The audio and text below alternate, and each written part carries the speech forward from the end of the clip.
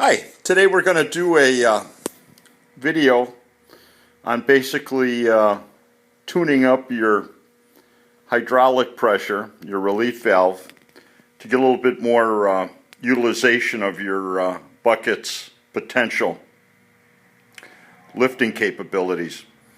And this only affects the loader, it does not affect the three-point hitch or anything like that. So what I've done so far is I've hooked up the pressure gauge. I paid $9 for the gauge, and I went to Farm and Fleet and I got that hose. That was $8.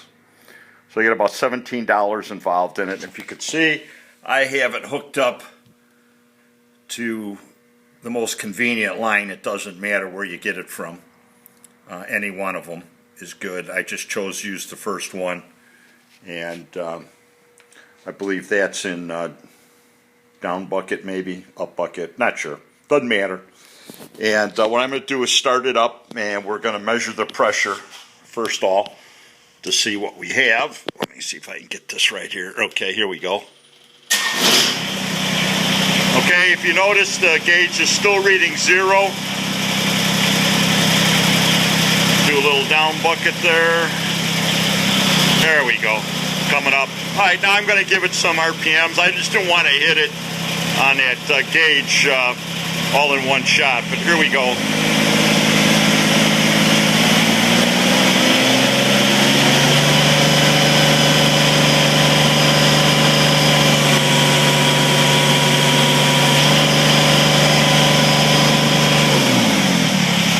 All right, we got to about 1750. All right. Alright, so that's our baseline. We're at about 1750. Now we're going to go behind the tractor, and we're going to show you where you have to take that valve out. You can see I've hooked up a either use a 7/8 or a 22 millimeter socket with an extension, and I'm going to pull that out, and then I'll show you what the little shims look like and where they have to go. But there you go. You take the nut on the bottom off. Okay, not this one here, it's the one below. And that's what we're going to be taking off. Okay, I'll get back with you in a minute. Okay, here's the valve removed. And what you'll find out is here's the spring.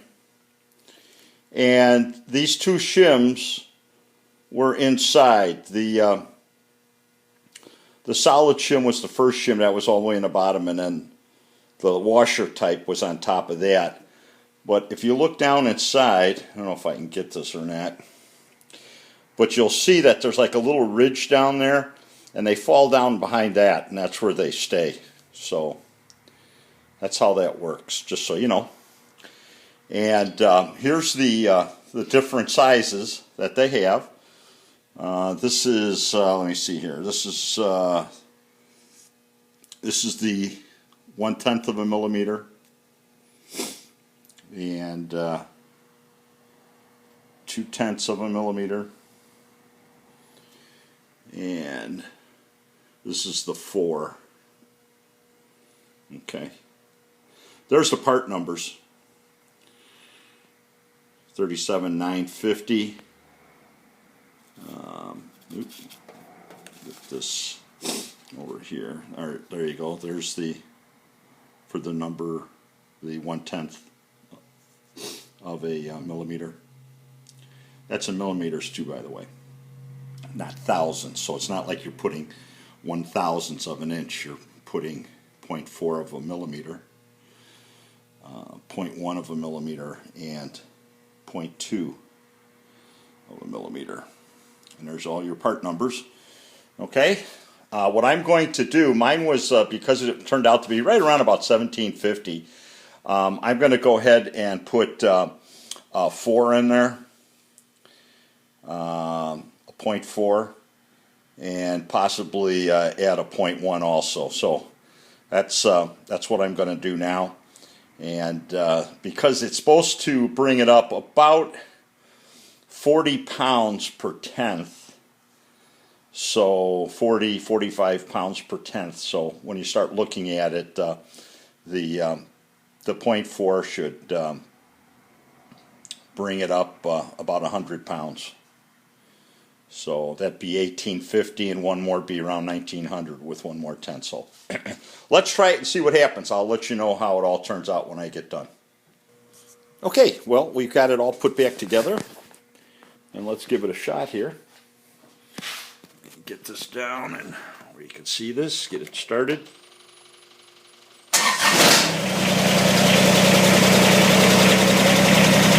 Get a little pressure first, 500 pounds. Get it up to full speed.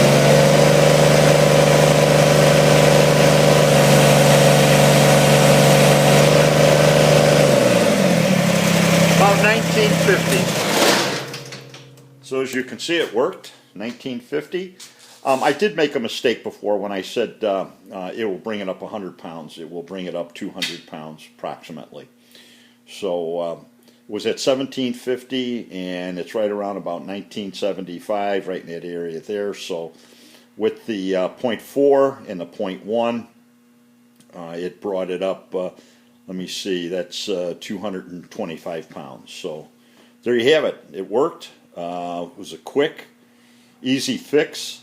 One little disclaimer I like to tell you is now that you got a little extra lifting power, make sure that you have ballast, also that you have your load even, and you keep the load as low as possible when you're transporting it. The other thing I wanted to talk about briefly is the setup that I have. Like I said before, the gauge was like $9, $8 for the $8 for the hose, and nice easy setup. Everything went pretty quick. So there you have it.